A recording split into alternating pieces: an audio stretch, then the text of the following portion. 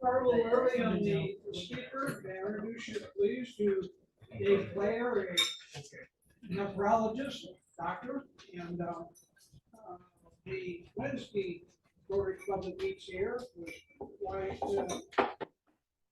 his presentation, so now we'll bring it here for us. Doc Gordon, listen up. Dave Blair. Nice to be with everybody. 15 or 20 years probably. Probably the last time he saw me was on the end of my finger with a rubber glove on, so that's why I haven't seen him since then. Twice, you don't want to bore people with whatever you have to say, and enjoy your meals here, and I won't bother me if you're not looking up at me, but this is how to give a 12-hour talk in 25 minutes or something. And I thought I'd begin maybe the best way is to tell you who I am and how the heck I got here, and so I'll do that with you while you eat at least, then we'll get to more serious stuff. But I am a physician. I grew up on a farm in Illinois, in grain elevators in Illinois. Grew up scooping corn and beans out of trucks, living out boxcars and jacking boxcars down the tracks and that kind of stuff. Went to the University of Illinois to undergrad for 4 years. Back in the late 60s, went to medical school in Chicago at the University of Illinois. Was up there, went on active duty as a first lieutenant during my freshman year in medical school. I owed the Air Force some time anyway. I'd been in ROTC, and so I became an active duty Air Force officer in medical school. And so my wife and I could have kids was the reason for that. And so I was president of my class up there, 230 guys, and gotten various kinds of red tape because I was an Air Force officer and they were marching on the streets of Chicago and that kind of stuff. But I graduated and I came to South Texas, came to San Antonio to Wilford Hall in the summer of 1970 with two baby girls and a dog and a Volkswagen and a wife. And we moved in out toward Lackland, and I went to work, and I owed the Air Force 9 years and 3 months, and so I got to spend most of it getting educated. I was the resident in internal medicine for several years, and then was the chief resident in medicine for organized 60 or 70 guys' lives, and then did a 2-year fellowship in nephrology, which is kidney medicine, kidney dialysis, the treatment of chronic kidney diseases of all kinds, bad high blood pressure and so forth. And then began moonlighting in 1974 and 75 with the guy who started the first kidney dialysis clinics in South Texas. Bilbrey, and he had a clinic out on Louis Pasteur across from Methodist, and I started moonlighting for him three weekends a month and 2 or 3 nights a week. It was kind of a long, tough go, and I joined him in 1979 in the first major group nephrology practice. And my commitment as I got out of the Air Force, I thought God wanted me to start dialysis clinics in little towns, so I started the dialysis clinic in Uvalde, in Seguin, in Eagle Pass, Laredo, not by myself, but with Dr. Gordon, and New Braunfels. And so I ended up driving all my lifetime, driving to kidney dialysis clinics, seeing people with chronic kidney disease. And that was a good thing because it kept people close to home with something that was a 3-day-a-week, 4-hour, 5 hours at a time type treatment for people. And the vast majority of my patients, Uvalde, I always say, some of the kids who were killed there a year ago were grandparents were my patients out there. It was a wonderful town. I enjoyed going there, and the Eagle Pass and Carrizo Springs. Those are others of the places that I drove. By the mid '80s, I was making a lot of money, and of course I'd come back from the dialysis clinics and go to work in the hospital here at nights. So I stayed up probably 2 or 3 nights a week till midnight for 20, 30 years doing that kind of kidney medicine, taking care of really sick people. In 1981 and 2, we started the first kidney transplant program in South Texas. By the time I bailed out of the nephrology practice in 2006, we had transplanted 2,000 kidneys. We started the first cardiac transplant program that still goes on now at Methodist Hospital in 1986. And by the time I bailed out, we had transplanted about 300 hearts and a few lungs. So I got to do a lot of interesting things. You know, it's interesting to be at the middle of the night and have a mechanical heart sitting away pumping on top of somebody's chest with lines and tubes going into various openings. It was a fascinating practice and a lot of really sick people. But in the mid 80s, was going through a time of spiritual change in my life, and I was struggling with the issue that all these people were on dialysis. I probably took care of, 600-800 people with chronic kidney failure. They're on dialysis, and the vast majority of them were type 2 diabetics who had absolutely no business being in the kidney dialysis clinic, if you can imagine. And the reason for that was because almost all of those people were somebody who was 80 pounds over fat when they were 25 years old and ended up with type 2 diabetes and ended up in my dialysis clinic with chronic kidney failure from the diabetes. And so it occurred to me that we had to do something better than that. We couldn't just transplant everything because it wore out. It was better to not wear out so quickly, better to stay well. Well, then the question was, well, how do we keep people well? Do doctors' offices keep people well? And the truth is, doctors get paid on billing codes for diseases. So if I wanted to get rich, I'd want to make you stay sick and keep coming in again and again for my billing code that I could send off to Medicare or send off to somebody. That really bothered my spirit, that there was no way that the public was going to keep well. Where are you going to find out how to keep well? Well, you get it from Ladies Home Journal or Channel 12 or where, but just face it. If I had to go ask Dave how he gets his healthcare information, I would hope he'd say, well, I get it from my doctors. But when a doctor only gets paid when you're sick, and a doctor needs volume to be able to pay the bills, then you don't get much time. Good primary care, the care of stuff that you and I get, sore throats and prostate infections and all the various things we get. We get primary care, we get either one of three things when we go to the doctor's office. We go to get a pill to get well. That's taking care of sickness. But good primary care is also assessment of how are you, and it's also educating you about how to live, what to do, how to take care of this problem. Otherwise, if the guy sends you home and doesn't tell you how to take care of the problem, you're not going to get well. So in the mid 80s, Terry knows this, I ended up being in charge of a place called Health by Design, which was an executive exam program. We'd actually found a guy down at the YMCA downtown that had a program called Health by Design. He was doing physical exams on a few lawyers downtown, and we talked him into coming out, and we'd already started an obesity program for the man because of what I just talked about, a very expensive obesity program. And I ended up in charge by 1985 of the expensive obesity program and the executive exam program. And my fourth patient was a USAA officer.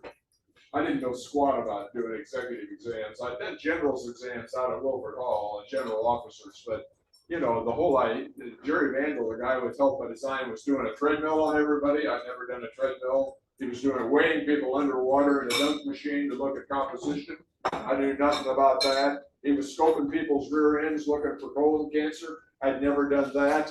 And here I was, found myself stuck because of a financial issue, telling my partners I was going to run this place when Dr. Vandal left us, and after we'd invested some money with him, and he went to Austin and left us stuck with this funny little company.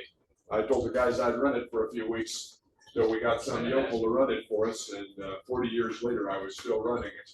Because my patient from USAA, who was an assistant chief of HR, had a very abnormal treadmill on the morning of his exam. Ended up with a quadruple bypass 5 days later, and I thought, what the Samuel have I gotten myself into here? There's sick people who are going to come in here, and I don't know squat about. I mean, I knew how to take care of sickness, but I didn't know how to evaluate guys for whether they were sick or not. And that ended up with the program that Terry and I knew each other through, which was an executive exam program. Well, over time, I became a lecturer. Then what happened there was I was running this obesity program where you'd see the doctor every week and you get your blood drawn every other week. People were eating about 600 calories a day of diet supplements like Slim Fast. And then they'd go down to a class and sit in a class with a lecturer who was usually a dietitian. And that was the program. It was very expensive. And for me, it was get in and get out, see the patients and get back to the hospital as quick as I could. And I got a phone call one morning in 1985 from this girl who was our dietitian saying, Dr. Blair, I won't be in today. I got married to a guy from the Hebrides over the weekend. I'm out in Phoenix on my honeymoon. And by the way, you've got a classroom full of fat ladies sitting down the hall from you. They're expecting a lecture from you today. And so I thought, gee, Lord, what do I do here? So I went down, sure enough, there were about 25, mostly women, one guy sitting there in the chairs expecting something that they paid for. And so I gave them a lecture on kidney medicine, how you couldn't trust the scales to tell you anything about body fat. The scales told you much more about salt and water in your body than it did about body fat. Most of us know that in here, on any given day, what you weigh is more a combination of salt and water as well as fat and muscles and bones. And I went in and gave the lecture, and the ladies liked the lecture, and they wanted me to come back the next week. They didn't want their money back, they wanted me to come back. And so I came back, and that began a love affair with management of body composition that went on and has gone on for the rest of my life. But over time, what happened was that I ended up with a grid in which I began teaching how to stay alive longer or to stay alive better. And I've given you that handout today called Longer Life and Better Health. And I put down 7 items there, all of which, or some of which may mean something to you. I've got enough time to talk about each one of them a little bit. So good body composition. What is good body composition? That means you've got the right amount of muscles and bones and fat in your bodies. And when we say somebody needs to lose weight, we're usually not meaning that they need to lose bones or muscles. We're usually saying that they think they're too fat and need to lose fat. Everybody in this room looks pretty good to me in that regard. You all look like healthy people, but we're all 60 or 70 or 80 years old here. We may have been different when we were 40. But I began to care about body composition. Over the years, I weighed people underwater for a long time in a 450-gallon tank where we displaced over into a measuring column. You could tell them how much space you took up compared with how you weighed. Because fat never takes up more space for less weight. Bones take up less space for more weight. And actually, formulas, the guy out at Brooks Air Force Base, Dr. Whitmore, actually made these tanks so we could do body composition studies on Air Force guys. That's migrated over the years now to a machine called the DEXA scanner, which is like, anybody here had a DEXA scan done for composition? There we go, somebody, several of you have. I know, Terry, I don't know if you know, I don't know if you, we didn't have a DEXA scanner when you were there. You weighed underwater probably, didn't you? No. Never did that? You had skin calipers? I think so. Got skin calipers done, yeah. So I did composition various ways because I felt like it was important to teach people about the fact that their weight was a mixture of bones, fat, and muscle, and each one of them has different ways that they get managed. And if the public doesn't know how to manage them well, then everybody gets sick. Or people get sicker than they do. And we learned over the years, of course, that it was too much fat stored. And it wasn't just how much fat you had, how many pounds of fat or how percent fat you were. It was where was your fat. If your fat was on your butt, like it is in most women, then it doesn't hurt anything. It doesn't hurt anybody. But if your fat is in your liver, then you may die from it. You got it? And all those people in my dialysis clinic all had fatty livers. It turns out that the most common disease in the world today, as we speak, about 1/4 of the 6 billion people in the world have a fatty liver on an ultrasound study.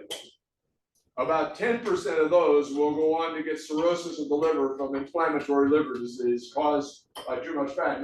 Many times not because they are too fat, many times because of stuff going on in the tubes. Remember, God gave us a very unique thing about our veins and our arteries here. And again, I don't want to go off on too many side chains. Remember, the heart sits here, and you got 2 pumps sitting side by side. Everybody knows that? This one on the right side gets blood back from your head to your toes, and where does it pump it? Anybody know? Where's it go? The lungs. Goes to the lungs. That's right. It goes through the lungs, gets oxygenated, drains back into the left side, and gets pumped to your head and your toes. Okay? But some of it goes to your head and toes, and some of it goes to your bowel, from the bottom of the esophagus to the anus. All the blood that goes there doesn't go with the blood from your heads and your toes back to the heart. Where does it go? Anybody know what organ gets it from the gut? The liver, right, the blood all goes to the liver. It comes in a hose, and as it gets to the liver, it goes out into a million lakes. So it comes in fast and immediately starts going slow through the liver. Lake, plate of cells, lake, cells, lake, cells, lake, cells, and so forth, flowing through the liver. And the liver changes it. So some people's livers get poisoned by whatever was in the tube, whatever was growing in the tube, or whatever they were eating in the tube, or whatever they were feeding whatever grows in the tube. That always bothered me, but it was important. So anyway, after good body composition, to teach composition, you have to teach how to manage body fat, and you have to teach how to manage muscle and how to manage bone. And we began to do that at Health by Design.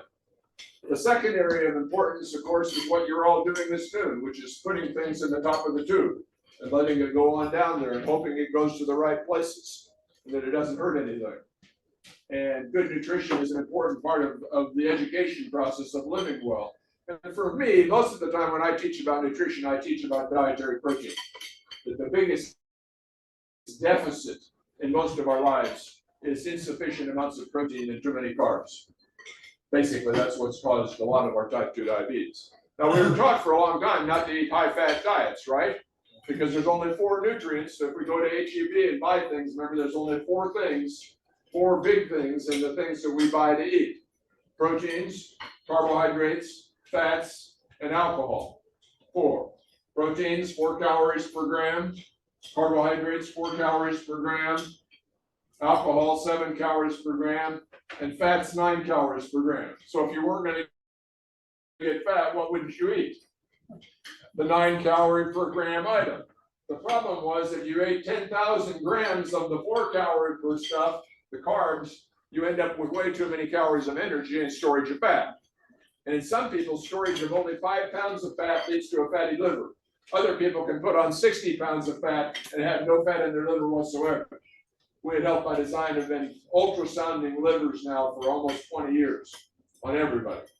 The exam that we developed at Health by Design is, the reason it wasn't because I was so good that all the officers of companies came there, was because it was such a good exam. It was a unique exam. You couldn't get it in my office in the medical center to fly to the moon. We developed an exam where we began to evaluate all these things. So anyway, good body composition is important, good nutrition is important, good fitness is important. I learned that as early as, in the late 1970s, 2 papers were published that are important for all of us to know about. And I'll probably, Terry, I probably told him these papers before, even giving him copies of them. But a guy named Ralph Paffenbarger, the issue was, does physical activity prolong life? Anybody got any answers there? What do you think? Yes. Yes, everybody knows it. Yeah, see, 25 years ago, everybody did not know it, or 30 years ago. When I started working at Health by Design in 1985 or 86, a paper was published by a guy named Ralph Paffenbarger at Harvard. Dr. Paffenbarger was fortunately a friend of a guy over in England who was one of his good friends who had studied drivers and conductors on the subway system in London. And they discovered with a pretty good scientific study that the conductors on the trains outlived the engineers. So the engineers sat and drove it all day, and the conductors were moving up and down the aisles, taking tickets and going up and down stairs. Got it? Yeah. So they learned in London that it looked like physical activity was important in longevity.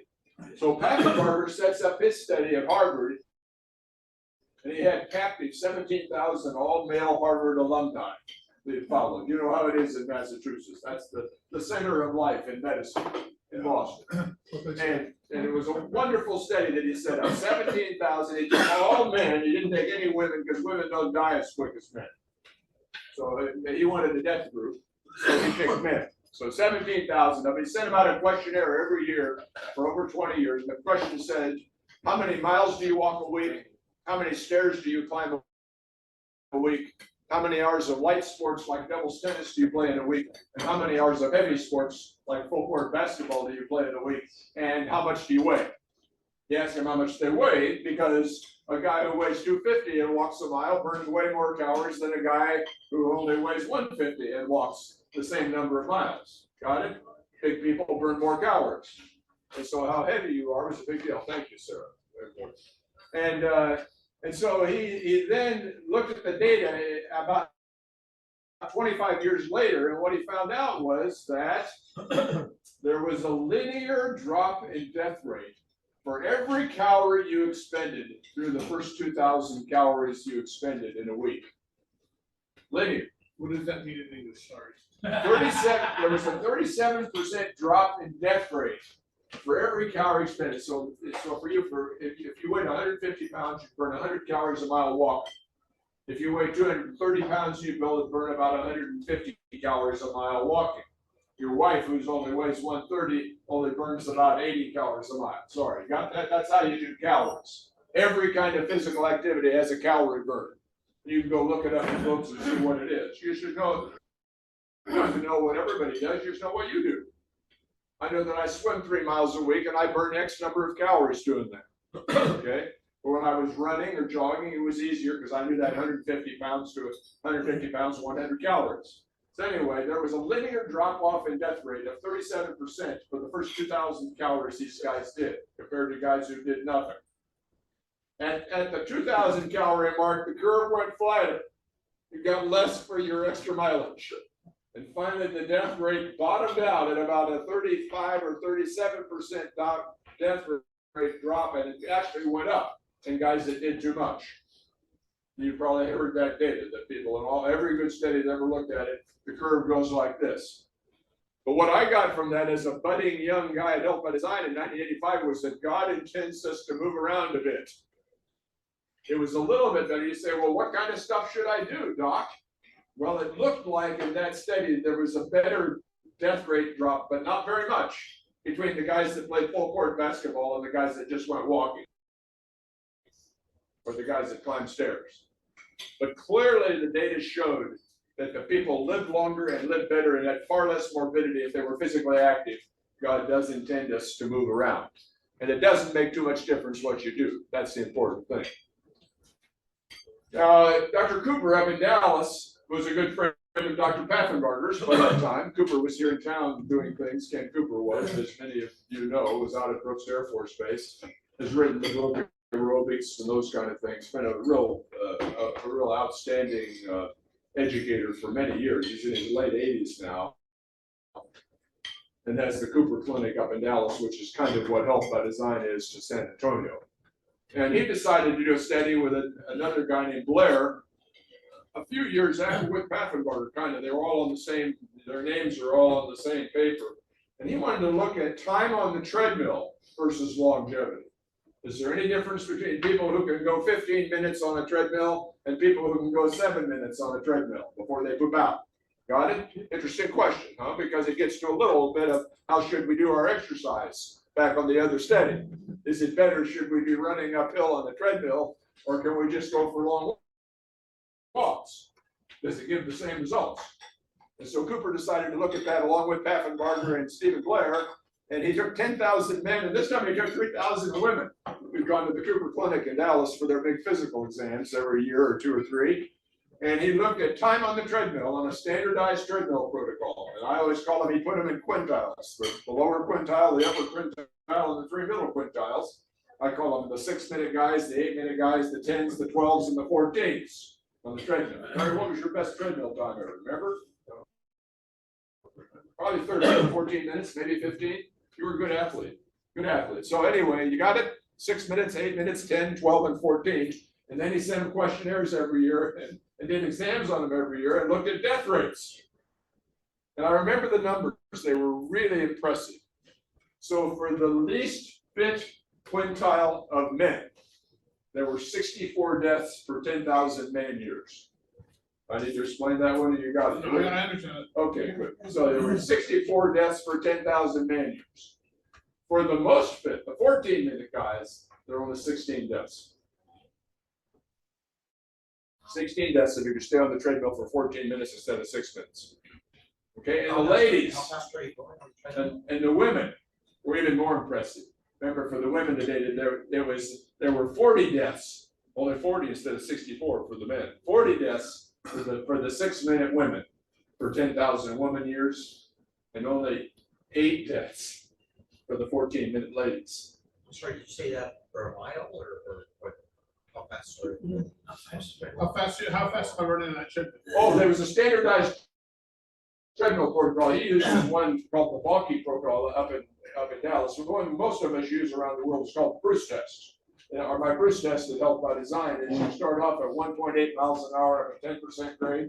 Then you go to 2.4, after 3 minutes, you go to 2.4 miles an hour up a 12% grade, then 3.4 up a 14, 4.2 up a 16, 5.0 up an 18% grade, 5.5 up a 20% grade, 6.0 up a 22% grade. You got it? That's the stages of the Bruce test. So when someone goes in for a treadmill test, Yes. is that basically? In our town, yes, that's a Bruce test, named after Dr. Bruce up in Seattle, who was the first guy who said, we got these machines, I think I can take college students from up here in Seattle and put them on this treadmill and we'll study things about it. The first time anybody used a treadmill was up in Seattle, hard to believe, huh? I think it would have been in Boston. I'm sure they did, but it's interesting, the first treadmill studies were done in Seattle, the first cardiac catheterizations were done in Cleveland by Mason Sons, not in San Francisco and not in Boston. Anyway, you got the picture? So the 6-minute guys clearly died quicker than the 14-minute guys. So if you had to put those two papers together, you would say, God expects us to move about, to do stuff, and if we do that, we'll live longer. 35% drop in death rate before you start losing out, going the other way. And every good study since that's been done has shown that same sort of thing. One guy showed with a big group of people that if they were really well slept and they were really well fed, that they could go on out to 4,000, 4,500 calories before the death rate went up. So it's important to remember that too much physical activity is not good for us, but some is really important for us. Yeah. So how accurate is, like, on my iPhone, I have that, it tells me I'm burning X number of calories on a food. How accurate is that? Is it? It kind of depends on how well it's measuring your activity. It's like clickers on your belt and things like that. You know, I said I got 10,000 clicks today. Well, that's good if it makes you do it better. But it tells you how many calories you're burning. I think most of the time, the activity calories that you read about in books for a given exercise are pretty accurate. The basal metabolic rate, remember there's 3 ways we burn calories in life. One of them is just being alive. My basal metabolism, 70% of what I need today in calories is going to be burned right here in the chair. 20% is going to be moving around. 10% is going to be digesting food. And therein lies one of the most interesting rubs. Never know where these conversations are going. The most interesting rubs, that there is a difference in what it costs to digest protein, carbohydrates, fats, and alcohol down the tube. That's interesting. If 10% of all your calories, say we men 2,000 calories a day, 2,200, 2,300. You say if 10% of that, 200 calories, maybe 250 calories, is digesting food. It turns out that you burn 3 times as many calories digesting a gram of protein as digesting a gram of fat. If you were going to feed somebody a diet on a weight loss program, what would you feed them? Protein, of course. And what did Dr. Atkins write his book about in 1955? Eating all the steak you can stuff in and you'll lose weight. And then Dr. Sears wrote the Sugar Busters diet. Dr. Catan wrote the Zone diet. And probably the best of them that was written in the big books was the South Beach diet from what's his name down in North Carolina. South Beach diet was a high protein diet with calorie control.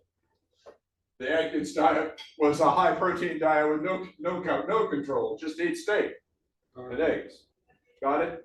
So these are the kind of things the public gets inundated with information and doesn't know what to do with it. But getting back to activity again, there's more to activity than just what can you do on a treadmill or how much do you walk. But I wanted you to hear that physical activity prolongs life, and doing some of it sweaty so that you can do a 12-minute Bruce test is an important piece. Maybe we can't do that at our age as well. I used to do 16s all the time, and I was pleased with that. That was about it. But I had one guy from USAA do 28 minutes on the Bruce test. There were some incredible athletes that I got to see. I just had to shake my head and say, more power to you. But so anyway, now number 4, avoidance of poisons. We got 3 minutes left for me to say things. So avoidance of poisons, when I retired after all my years at Health by Design, I went on being a nephrologist until 2006 so I could pay bills. But Health by Design was my passion, this company that's over on Military and George Road here in town. Bought out a few years ago by a guy from Austin, but it still does the best executive exam anywhere in our part of the world here. You'd have to go to Dallas to the Cooper Clinic to get anything as good as what happens here. You go over to Health by Design, you spend about 3 hours doing your exam. You come back 2 weeks later and get a hardback book that's the story of your life medically. Maybe comparing 20 years worth of your data, looking at how you're changing over the years, looking at new things going on in your life. But I had to write a book when I finished. I wrote it when I was out of Valero as a consultant to them, and it had all to do about avoidance of poisons. Obviously, what's the worst poison of the last 100 years that's caused most deaths? Anybody? Oh, sure. What single environmental thing? Well, simple sugars may be at the root of it, but what is the worst that we enough for? Breathing smoke. Breathing smoke, not nicotine, interestingly. Nicotine's not very toxic, but breathing combustion products is terrible for everybody. You say, how can I get more bladder cancer because I breathe smoke? Well, the answer is that stuff from the smoke gets in you. It causes the bladder cancer and the pancreas cancer and the lung cancer. Of course, that's a no-brainer. So those two things, and too much alcohol and prescription drugs and all kinds of stuff are poisons. But the internal poisons that are generated in our body that don't have anything to do with that stuff is what I wrote about in this book, which is how we get poisoned. And I basically learned, by the time I was finished, I was convinced that we got about 1,000 species of little fellas growing down here in the tube. They're all having coffee each morning and saying, I wonder what Dave's going to send me for the day. What's coming down my tube? Whatever this Dave just stayed here. He just sent it down to him. 1,000 species of them down there. Some mixtures of bacteria and funguses and protozoans and some viruses. They all live down there and have coffee and tea every day waiting to see what we're going to feed them. And they do. And over time, of course, knowing what happens with the blood going to the liver from the gut, over time people get poisoned. But what happens inside the tube? And this book is about the tube. It was supposed to be called Taming the Tube. And I was working with the editing company, and about 3 weeks after I got the editing company, I got a call from a lady in Pennsylvania who said, Doc, I've been editing books for Tribe for a long time. And she said, I want to tell you this is the best book I've read in 25 years, but you know nobody's going to buy it. And I said, oh, really?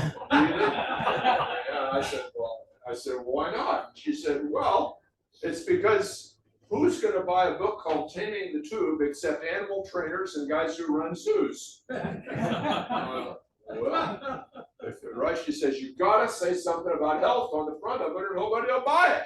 So she says, I'll give you 20 names by tomorrow that have health in them and you pick one for me, okay? So I picked Health Starts Now. Okay, so Health Starts Now is a story about number 4. Okay, I will not stop without talking about number 5, 6, and 7. Good sleep is obviously important, both quality of sleep and quantity of sleep. Older we are, the more we need. But remember, the quantity of sleep is how many hours was I down. And you had probably on your watch, you may have one of those, a lot of people carry monitors to tell how they're doing with their sleep. But remember, quality of sleep has to do with, do you stop breathing while you're sleeping? You know, you're lying there going,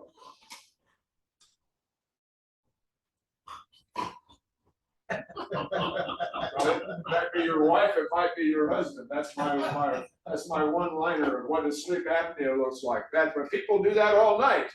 They only end up getting an hour and a half of sleep, and they get high blood pressure, and they get cardiac arrhythmias, and they often die in their sleep in bed. And of course, that's managed by CPAP and other things. I saw there's an ad on TV now for throw away the mask. Everybody seen that one? Yeah. A little group of people sitting there, and they're talking about the CPAP mask, and they've got a new thing now called Inspire, where you have a pacemaker implanted down in your neck. It has a wire up to the bottom of your tongue, and every time you're going to initiate a breath, this thing sends an impulse that pulls your tongue out of the way. So all night long you're going. But I guess it gives you better sleep. It's enough that they're advertising it on TV.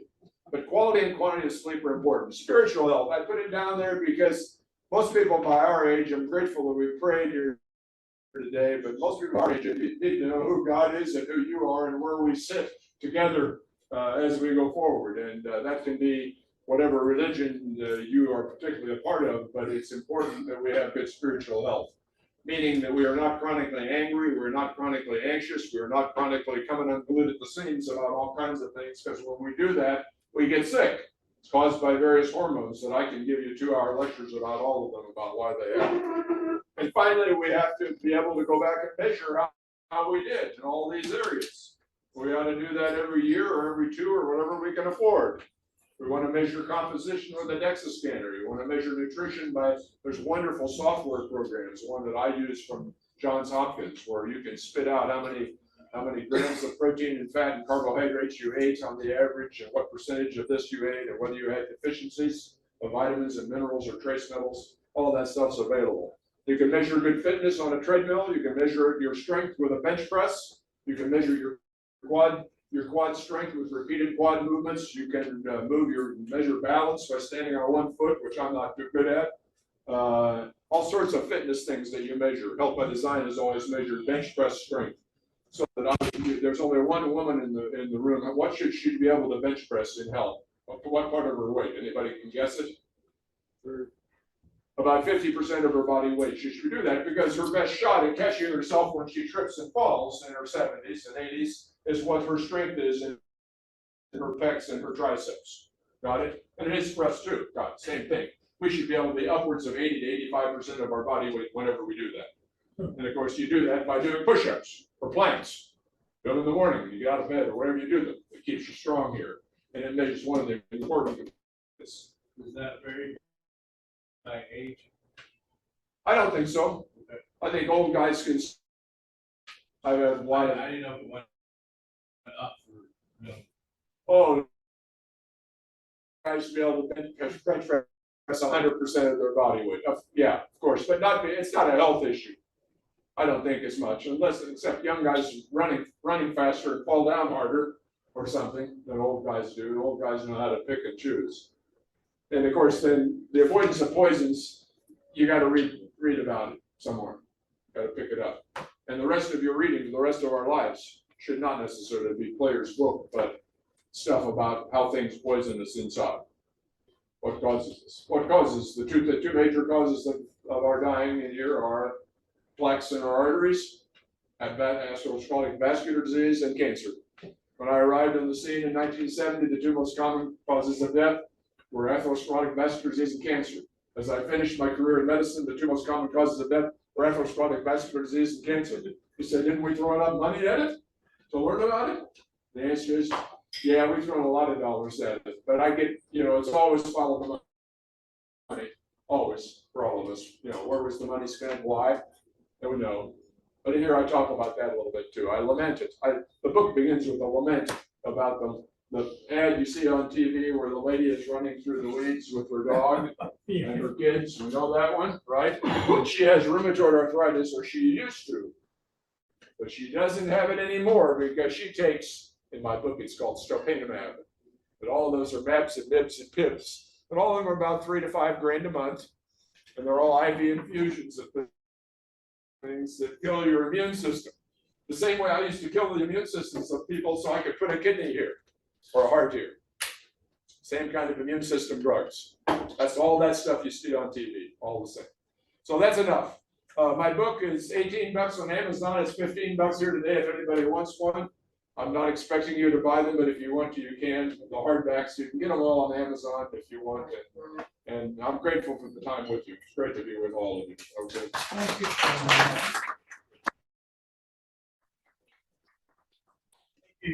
I said that was a 12-hour lecture in 25 minutes. Each one of these topics is worthy of an hour. How much are the books today? $15 for these. Anybody's got it. I don't have a lot of. I have a 5 and a 10 and a bunch of 20s. I don't have much change for you. So you can write a check if you want to. Doesn't make a difference. I don't usually go sell books, but Rick Tarbell told me at the last Rotary meeting that I should bring along some books because some guys might want them. So that's why I brought them. This wasn't a sales pitch talk. Thank you. Yes, sir. Anything else? Where do you get some of these tests you're talking about? By Design really is not open to the public. Health by Design is open to all of the public. It always has been, you know, it's not as expensive. At Cooper, if you go get Cooper's exam, which isn't as good as our exam, by the way, not as complete. Cooper's exam costs $6,000 now. And as your concierge program, the monthly pay costs $5,000 a year. So $5,000 and $6,000. At Health by Design's best exam costs a little under $3,000. And the concierge program they have, there's about $125 a month, whatever that is. So that's what Health by Design, it's always been open to the public, but of course, officers of companies got the exam from USAA or from Valero or from Pace Foods or whoever. I've taken care of, I used to do the DEA and the FBI and all sorts of people who came there for the exam because there was no other exam like it in our area of the country. And it still is. There won't be because nobody will do it because it costs too much money to set it up and do it all. And nobody wants to, not many people want to pay $3,000 to find out how they are. But it's a great exam. It's the best exam you can get anywhere. I have nothing to do with it. It's long past me, but I did put a lot of effort into it to try to make it the best exam that we could do. Any other questions? I'm sorry I didn't ask for Q&A. I talked too long, but you got the idea. 6 or 8 things that we could do. And we can work on each one of them individually. See how we do. I pray that God blesses you all as you try to do it. I'm trying to work at it. Some of the things I do okay, some things I don't do so well. But I'm trying. Thank you. Thank You're you. welcome. Thank you, Doctor. You're welcome. Thank you. Right test.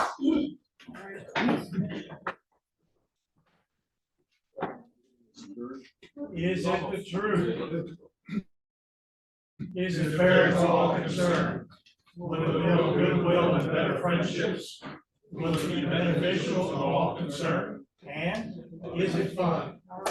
Very good, thank you.